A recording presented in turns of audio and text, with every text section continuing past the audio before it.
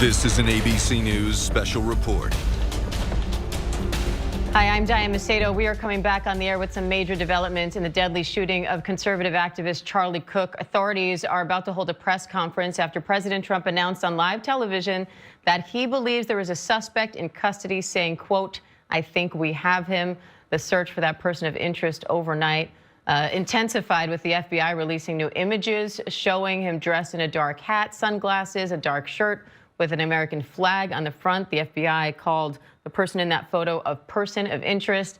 And then this video from right after the shooting, authorities say it shows someone running across a roof, then scaling and jumping to the ground, and then you can see that person running off.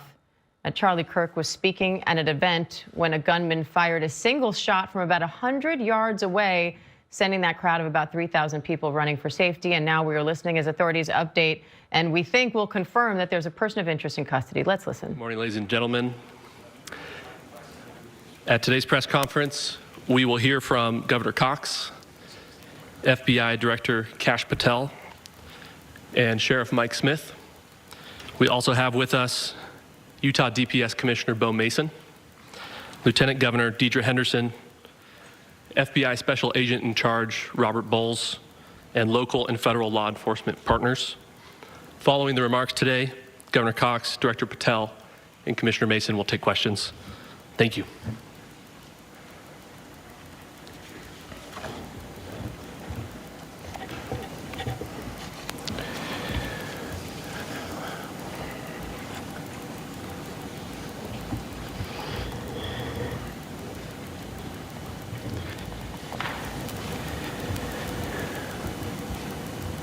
Good morning, ladies and gentlemen. We got him. On the evening of September 11th, a family member of Tyler Robinson reached out to a family friend who contacted the Washington County Sheriff's Office with information that Robinson had confessed to them or implied that he had committed the incident. This information was relayed to the Utah County Sheriff's Office and scene investigators at Utah Valley University. This information was also conveyed to the FBI. Investigators reviewed additional video footage from UVU surveillance and identified Robinson arriving on UVU campus in a gray Dodge Challenger at approximately 8:29 a.m. on September 10th, in which he is observed on video in a plain maroon t-shirt, light-colored shorts, a black hat with a white logo, and light-colored shoes. When encountered in person by investigators in Washington County on September 12th in the early morning hours, Robinson was observed in consistent clothing with those surveillance images. Investigators interviewed a family member of Robinson who stated that Robinson had become more political in recent years. The family member referenced a recent incident in which Robinson came to dinner prior to September 10th, and in the conversation with another family member, Robinson mentioned Charlie Kirk was coming to UVU. They talked about why they didn't like him and the viewpoints that he had.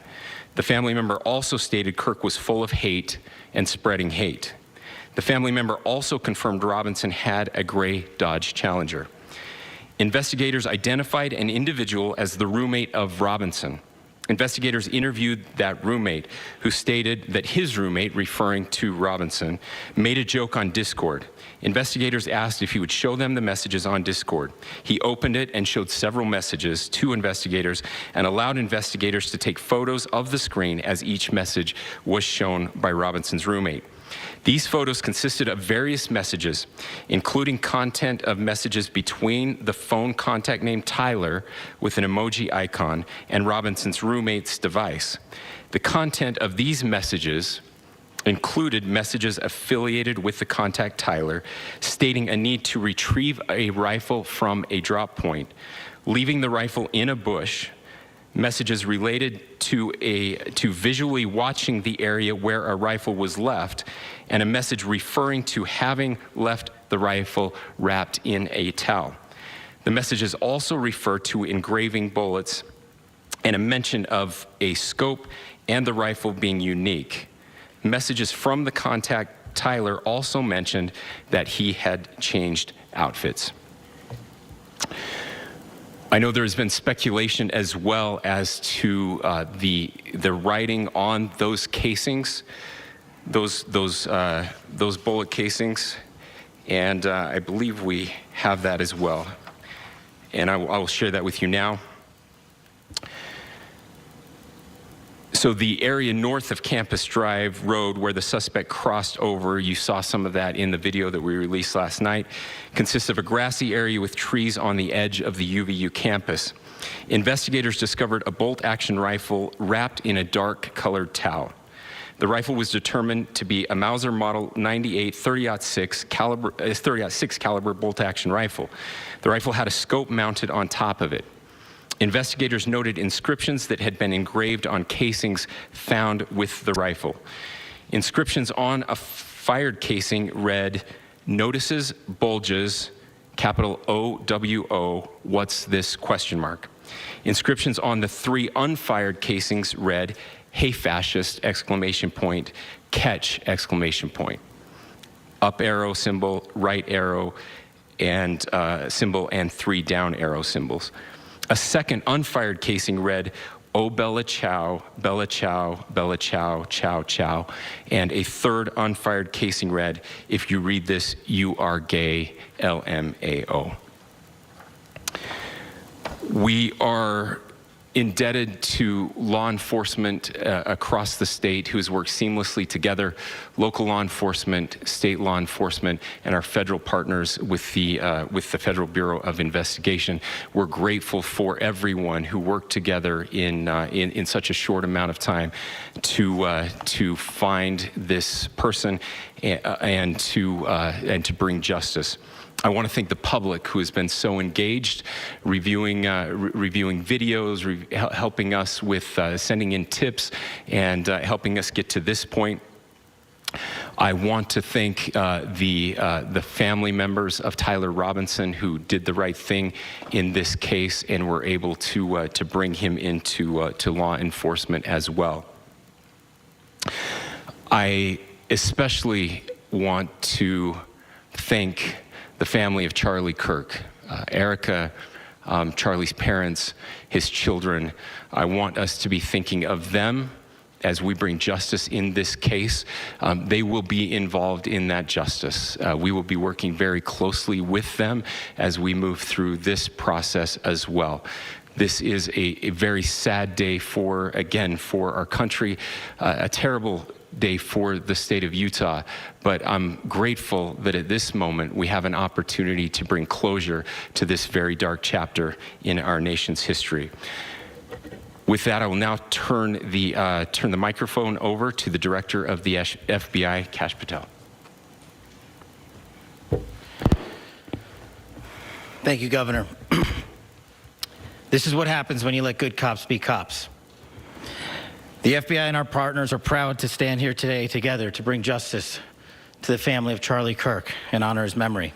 I want to express my deep gratitude to President Trump, the Vice President, and the entire White House who have been so incredibly supportive with both resources and just personally to the FBI as a team. They had our backs the entire way, and I just want to express my gratitude for giving us the resources we need to operate in this space to bring this sort of justice at this sort of speed. In 33 hours, we have made historic progress for Charlie. Governor Cox, our partnership has been absolutely incredible these last few days. Our partnership will endure. Your state and local partners, your sheriffs, your DPS community has been unbelievably impressive in the hardest of times. And a case like this cannot be solved, cannot be brought without partnering with your state and local authorities. The FBI has a certain role to play, and we will play that role, and we will lead out for the federal government. But Governor Cox, we are so grateful for your state partnership that led out on this investigation. A little bit of the timeline. Charlie was shot at 12:23 p.m. on Wednesday. The first FBI agents arrived on scene in 16 minutes with chiefs of police at 12:39 and secured the scene. The FBI immediately launched fixed-wing assets. We utilized these assets to transport personnel, specialty technicians, hostage rescue teams. We also utilized these assets to go back and forth from the East Coast and here in Utah to transport forensic evidence and other evidence that will be analyzed and is being analyzed at our FBI laboratories in Quantico and other laboratories, including the ATF. At my direction, the FBI released the first set of FBI photos of the suspect at 10 a.m. local time on 9/11. Then, shortly thereafter, the FBI reward of $100,000 was released at 10:45 a.m. local. Myself and Deputy Director Bongino arrived on the scene at approximately 5:30 p.m. on 9/11. The governor led a press conference last night at approximately 8 p.m., where at my direction, the FBI released a never-before-seen video of the suspect. We also released new images to the public of the suspect. And just last night, the suspect was taken into custody at 10 p.m. local time. In less than 36 hours, 33 to be precise, thanks to the full weight of the federal government and leading out with the partners here in the state of Utah and Governor Cox, the suspect was apprehended in a historic time period. And I want to highlight what Governor Cox said. This would not have been possible without you, the media, and you, the public. That's why we went so public, so fast, and we're so transparent, and we're committed to that transparency. The crime scene, just a little bit there. It is a large crime scene. State and local authorities, along with federal authorities, processed that crime scene quickly. And I even had the ability to walk through that crime scene and walk through the steps the suspect took to learn more about what was needed and what resources we needed to bear to create a full picture for the FBI and leadership back in Washington. Furthermore, thankfully to state and local partners, forensic evidence has been seized and continues to be garnered. Forensic evidence has already been evaluated at FBI laboratories in Quantico and state and local authorities here. We will continue to process evidence as we see it, as we collect it, and we will continue to deliver it to Governor Cox and his team. Last night, we had a total of approximately 7,000 leads. As of this morning, thanks to your great work, we have over 11,000 leads that were called in to the FBI. And we are running out every single lead that we can. Every one of those leads will be run out. The arrest is a testament to the dedication of good law enforcement being great and partnerships in law enforcement, which I've tried to highlight as my tenure as the director of the FBI.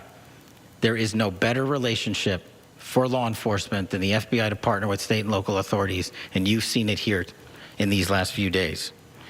The FBI Salt Lake Field Office, along with our offices in LA, Phoenix, Denver, San Antonio, Las Vegas, Pittsburgh, Buffalo, our headquarters component in Quantico, all participate in the FBI.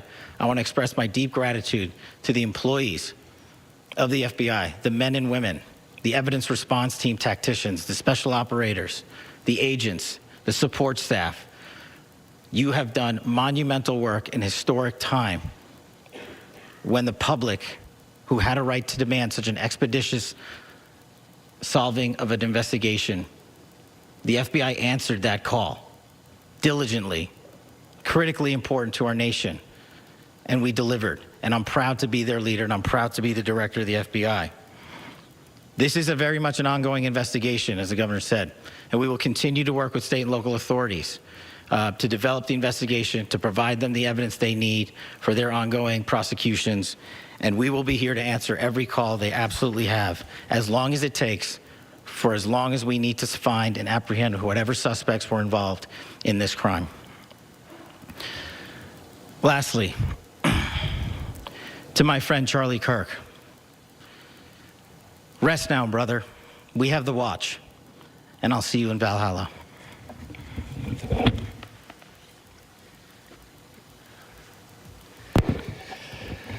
Thank you, and good morning. I would just like to take a few minutes as the sheriff to express my gratitude for everybody who has played a part in this investigation. As you know, it's been a vast, a complicated, and a very, very fast-paced investigation. You're looking at people standing up here who are running on, if they got an hour's sleep in the last couple of days, they're probably lucky. It has been very taxing. It has been so impressive, speaking on behalf of the local law enforcement, to see the cooperation that we've seen in this type of case. Across the state, sheriffs, chiefs, our state partners have stepped up and have come to the call on anything that we needed. Our county chiefs have been phenomenal. Our Utah County Attorney, Jeff Gray, who's standing up here with us, has been phenomenal in leading us through this investigation. I would like to thank the federal government for their resources, their assets. Our local team here, our FBI team, has been extraordinary in helping us work through this and bring this person to justice. Most of all, I would like to thank the public, and specifically, I would like to thank the public who turned to prayers and who turned to positiveness for us. I would like to thank them on behalf of the law enforcement community, because we needed those prayers. That's what we needed to get through this. We needed your support, and you gave it to us.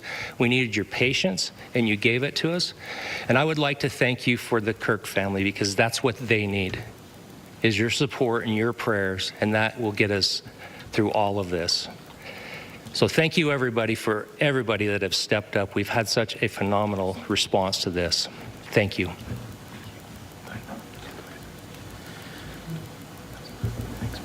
I also want to give a special thanks to the Attorney General and the Department of Justice. Their unwavering support and their commitment to justice is shown true here. And without AG Bondi and Deputy Attorney General Todd Blanche and the resources they brought to bear, we would not have been able to complete our mission. And I just want to say special thanks. It's an honor to be a part of the Department of Justice. Thank you again to our incredible law enforcement team who has worked so hard. Sheriff, I got a solid 90 minutes last night, so I'm probably the most well-rested person up here.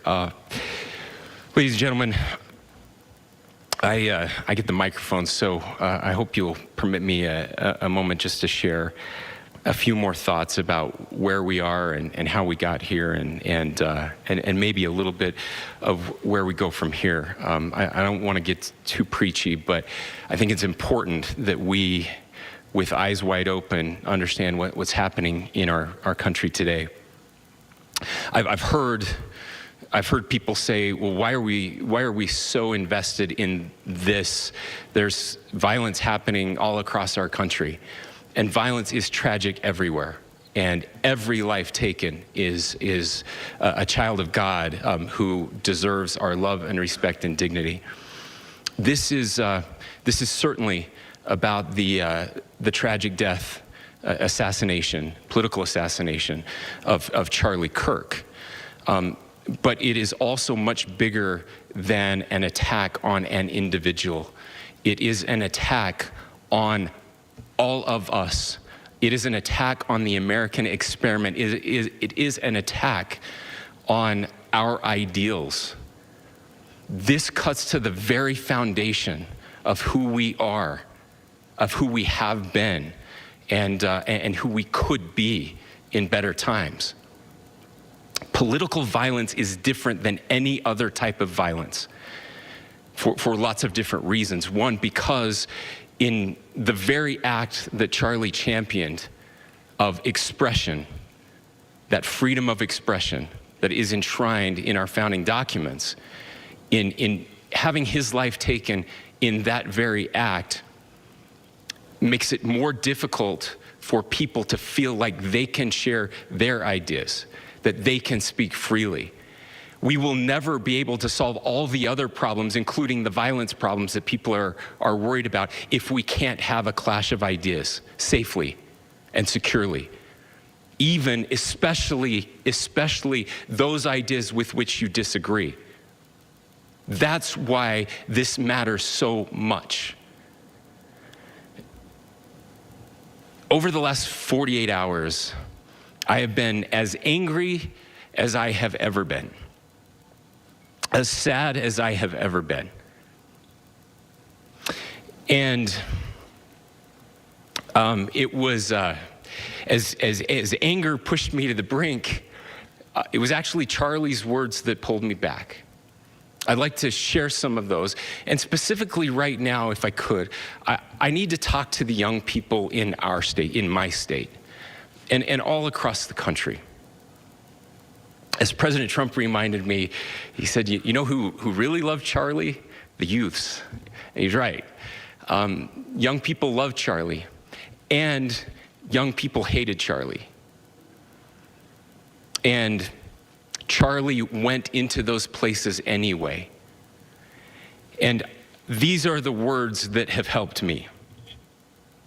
Charlie said, when people stop talking, that's when you get violence. He said, the weak can never forgive. Forgiveness is the attribute of the strong.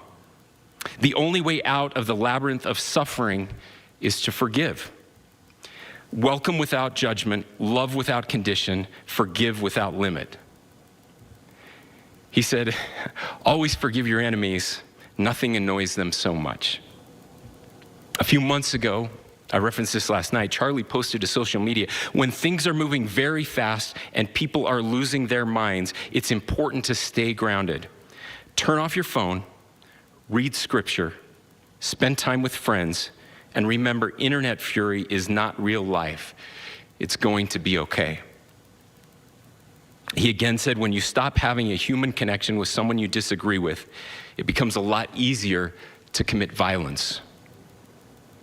He said, what we as a culture have to get back to is being able to have a reasonable agreement, where violence is not an option. Now, again, to my young friends out there, you are inheriting a country where politics feels like rage. It feels like rage is the only option. But through those words, we have a reminder that we can choose a different path. Your generation has an opportunity to build a culture that is very different than what we are suffering through right now. Not by pretending differences don't matter, but by embracing our differences and having those hard conversations. I think we need more moral clarity right now. I hear all the time that words are violence. Words are not violence. Violence is violence. And there is one person responsible for what happened here. And that person is now in custody and will be charged soon and will be held accountable. And yet, all of us have an opportunity right now to do something different. I want to thank my fellow Utahns. This bad stuff happens. For 33 hours, I was praying that if this had to happen here, that it wouldn't be one of us.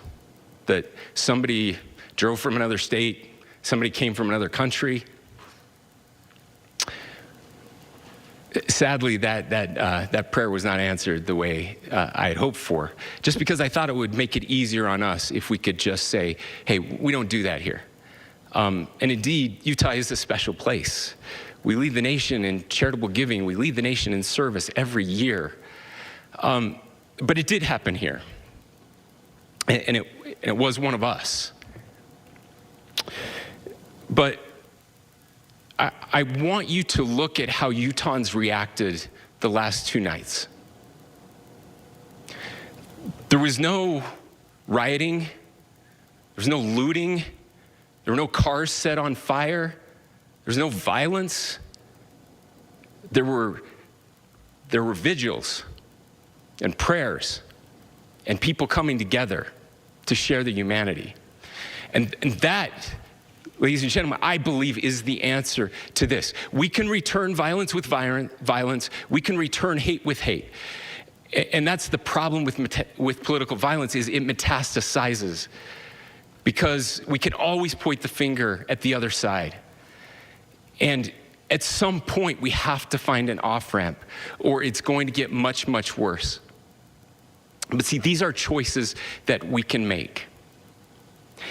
History will dictate if this is a turning point for our country. But every single one of us gets to choose right now if this is a turning point for us. We get to make decisions. We have our agency. And I desperately call on every American, Republican, Democrat, liberal, progressive, conservative, MAGA, all of us to please, please, please follow what Charlie taught me. I'll just conclude with with words I share often from a friend and author, Yuval Levin, who was asked if he was optimistic about our country. And he said, I'm not optimistic. He said, I hate optimism. Like, that sounds bad. But he said, optimism is a vice. It's this idea that good things are just going to happen. And he said, in the history of the world, good things have never just happened. He says, I'm not optimistic, but I am hopeful. And hope is the virtue that sits between the vices of optimism and pessimism. Hope is the idea that good things are going to happen because we can make them so. I still believe in our country. And I know Charlie Kirk believed in our country. I still believe that there is more good among us than evil. And I still believe that we can change the course of history. I'm hopeful because Americans can make it so. Ladies and gentlemen, we're happy to answer any questions you might have. Governor, can you please speak to whether the suspect is speaking with authorities and his demeanor, Tyler Robinson, when he turned himself in? I cannot speak to that right now. Governor, how do you interpret the engravings on the casing? Well, I will leave that up to you to interpret what those engravings mean. I think the clearest one that says "catch fascist," there's not, and by the way, that's like catch like a ball, catch this. That's I think that speaks for itself. Governor, you indicated that he had been communicating. Please. Talk about this level of hatred that this person expressed. Beyond that, is there anything in your view that you discovered that may have radicalized or changed him to prompt him to commit such a horrific? There's nothing more that we can share at this time. Governor, you indicated that he had been communicating with a friend on Discord about the gun. Do you anticipate any more arrests? We do not at this time have any information that would lead to any additional arrests. Do you believe he acted alone? Yes, but the investigation is ongoing. How he came into custody of police and where he is right now? Yes, so right now, Mr. Robinson has been booked into the Utah County Jail.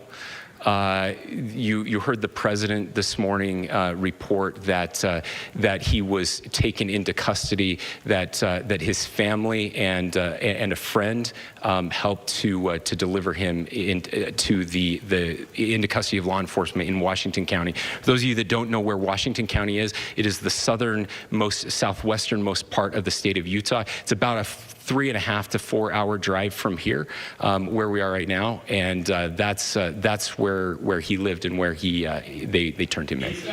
Please, go here. I can't share any more than what I've already shared. Yeah.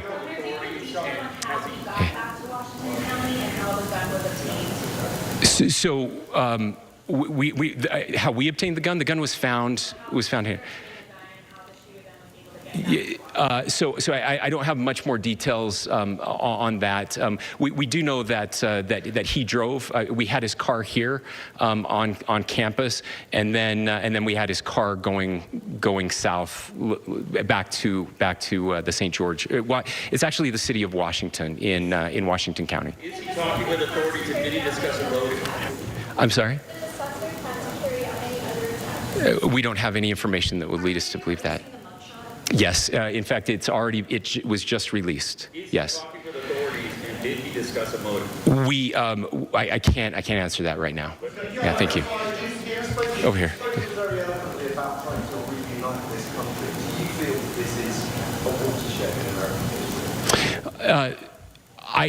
I absolutely believe that this is a watershed in American history. Yes. The question is, what kind of watershed?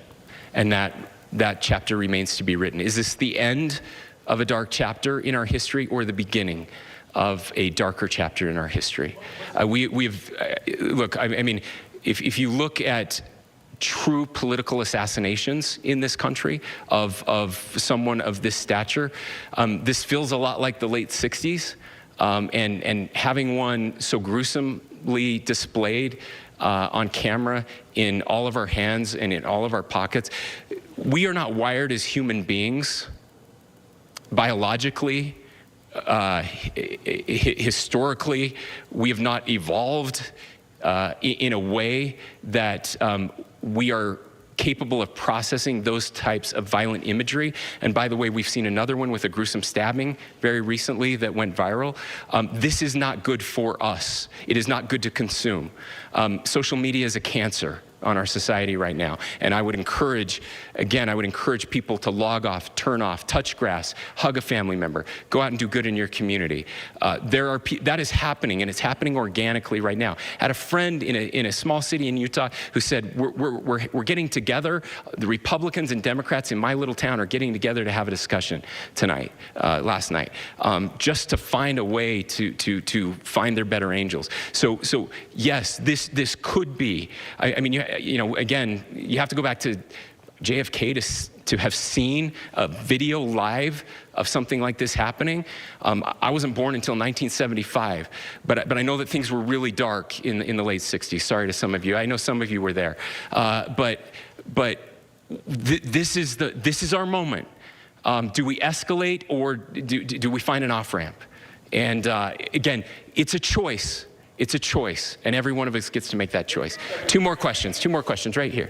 Could we clarify that the release of those enhanced images at 8 p.m., the timeline that Director Patel gave us, led to the arrest at 10 p.m.? Is there a direct connection between those two events? I cannot comment if there is a direct connection or not, but all I can say is that that through some process, the family came to know that this had happened. One more thing, Governor. Could you just clarify the clothing issue you mentioned earlier? Was he changing outfits? Correct. Yes. So when he's first spotted on campus, he has different clothing on, and then he changes clothing on the roof, and then changed back into that clothing at some point, so that when he was apprehended, when he was arrested, the clothing matched the clothing he had on before the shooting here at UVU. Last question here. Yes.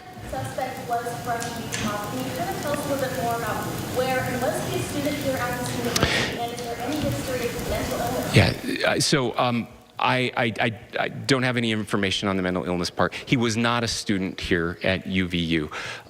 He was living and had lived for a long time with his family in Washington County, in the southernmost part of our state. Thank you, everyone, for your great work in getting this information out. I would just say, process-wise, this may be important. I know many of you aren't familiar with the process in Utah. I think it's important that you understand that. Basically, we have 3 days for charging documents to be filed. A CI will be filed. We'll have more information then, more detailed information, as those charging documents are filed in preparation for a preliminary hearing. So 3 days. So we would anticipate then that early next week those charging documents will be filed. We will obviously be working. The county attorney will be working very closely with Mr. Kirk's family as those documents and decisions are prepared and made. Thanks, everyone. We are listening there to authorities in Utah now confirming a suspect is in custody in the shooting death of conservative activist Charlie Kirk. That was Republican Governor Spencer Cox saying blatantly, "We got him," at the very top of that press conference, identifying the suspect as Tyler Robinson. They haven't revealed his age, but yesterday they said they were looking for someone college-aged, and now they're saying that Robinson was brought to their attention by a family member, that a family member contacted a family friend with implications that Robinson had been involved in this shooting, and that family friend then contacted law enforcement. And now they're saying they have evidence showing Robinson arrived on campus at Utah Valley University at 8:29 in the morning. At some point, he changed clothes. Investigators are saying he executed that shooting and then changed again after leaving campus. Now they have spoken to not only his family, but also someone they identify as his roommate. And they are talking more about some messaging on those bullet casings, including a message that say, "Hey, fascist, catch." And now we are getting in that suspect is 22 years old. I want to go over to our chief national correspondent, Matt Gutman, who's there at Utah Valley University in Utah. And Matt, I want to start with these conversations that law enforcement say they have already had with this suspect's family and roommate. It seems they've done a lot of work just over the past 12 hours, Diane. And I think one of the important things to note for the public is that the governor of Utah, Spencer Cox, said there is no ongoing threat to the public. They believe that this man acted alone without accomplices, so no ongoing threat to the public. And one of those things that you just mentioned, they contacted this roommate. The roommate allegedly showed them messages from Discord, that's a social messaging app, from the suspect, in which he indicated that he had left a rifle of the same description with a scope, wrapped in a towel, in bushes, not far from campus, exactly as authorities had found them, apparently asking the roommate to help him hide it. That interesting note about him coming to campus hours before Charlie Kirk took the stage, about 4 hours before, scoping out the campus and then changing on top of the roof into those dark clothes before taking that shot. And as that video we've seen for the past 8 or 12 hours, then scampering across the roof, dropping down to the ground on campus, and then sort of jogging and then walking off and melting into the neighborhood nearby, and then changing back into the clothes. And again, both Kash Patel, the FBI director, and Utah Governor Spencer Cox thanking the public for their help. Apparently it was a family member who saw something, who discussed it with Tyler Robinson and convinced him somehow to turn himself in. Apparently there was some give and take, but eventually Tyler Robinson turned himself into authorities, U.S. Marshals, very late last night. And finally, this event is over, although the governor said the investigation is ongoing. Diane.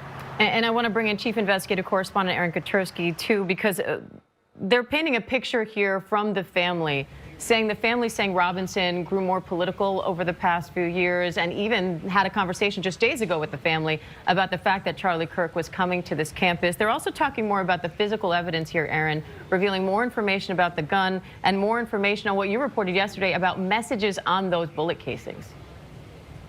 It's still not clear what those messages fully mean or how investigators believe they fit into this puzzle leading to the death of Charlie Kirk. But one of those messages found on one of the unspent cartridges along with that bolt-action rifle said, "Hey, fascist, catch," with an exclamation point. You heard Governor Spencer Cox say the intent of that message seemed clear as day. Other messages were a bit more obscure, including one that said, "If you read this, you are gay." Again, these shell casings and the gun have been taken to the FBI lab in Quantico, Virginia for analysis. The investigators may have more to say on the meaning of these inscriptions a bit later. The authorities also did say that in recent time, the family noticed Tyler Robinson, 22 years old, becoming a bit more political.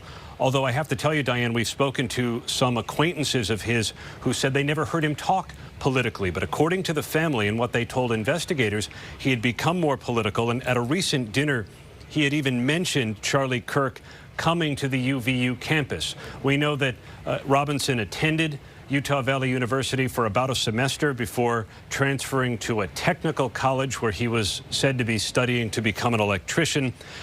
In that dinner with family, Tyler Robinson, according to the governor, told his family he did not like Charlie Kirk or his viewpoints. Diane. And I want to bring in our Chief Justice Correspondent, Pierre Thomas, too, because, Pierre, the FBI director himself is there in Utah. We just heard him talking about the law enforcement response, saying this apprehension came just 33 hours after the shooting. And he mentioned something you mentioned just a little while ago, talking about the critical role that the public played in this arrest. Diane, this is an incredible story that we saw unfolding at the press conference. Namely, they decide to release the photographs. They believe because the photographs were so crystal clear that a family member or an associate or a friend, someone would see it and recognize the suspect and then reach out to law enforcement. And that's exactly how this went down, according to our sources.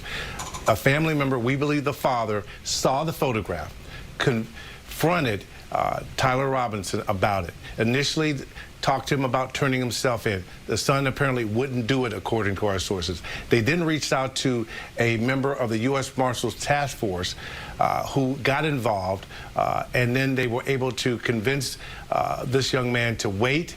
The marshals showed up. He was taken in without custody. Law enforcement has often talked about how releasing photographs and using the public can be a force multiplier, and that's exactly what happened. The other thing I would point out, Diane, is this. Charlie Kirk is a person who was a friend to not only President Trump, the Attorney General Pam Bondi, but also to FBI Director Kash Patel, who was heavily involved in the MAGA movement before he became the FBI Director. And I was struck by him saying, quote, "To my friend, rest now, brother. We have the watch. I will see you in Valhalla." Clearly personal to the FBI Director and also personal to the President. And we also heard the governor, Spencer Cox, there talking about the political nature here and political violence in general, saying political violence is different than any other. And now he's calling this a watershed moment, saying it's not clear if this is the beginning or the end of a dark chapter in this country. And I want to go to Chief Washington correspondent John Karl on that point, because, John, political violence has become a trend in this country. This isn't just a one-off event. Powerful words from Republican Governor of Utah, Spencer Cox. He said very clearly there is one person responsible for the killing of Charlie Kirk. One person, it's Tyler Robinson. He said words are not violence. Violence is violence. This is a direct response to those who are saying that this is to be blamed on the, quote, radical left, that this is something that needs to be blamed on what people have said about Charlie Kirk or said about Donald Trump or said about the MAGA movement. And his statement that this is a watershed moment was very powerful. The question, he said, is, do we escalate? Does this lead to another spiral of violence, or do we find an off-ramp? And as he said that, it's no, I mean, you've been watching social media. We've all been looking at what's on social media. There is very ugly things being said on social media. He said social media is a cancer on our society. Turn it off, hug a friend, hug a family member, find your better angels.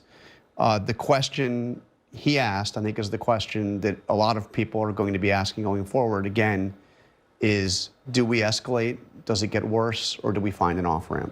And we're already seeing a memorial now growing outside of Turning Point USA, which was Charlie Kirk's organization there in Arizona, as people ask that very question, John. And as investigators will now be asking a lot of questions of this suspect now in custody. Again, that suspect identified as 22-year-old Tyler Robinson. We will have a lot more coverage on this on ABC News Live and abcnews.com. Right now, we'll return to your regular programming. For some of you, that's Good Morning America. And David Muir will be back with the entire team for World News Tonight. I'm Diane Macedo. Have a great rest of the day. This has been a special report from ABC News.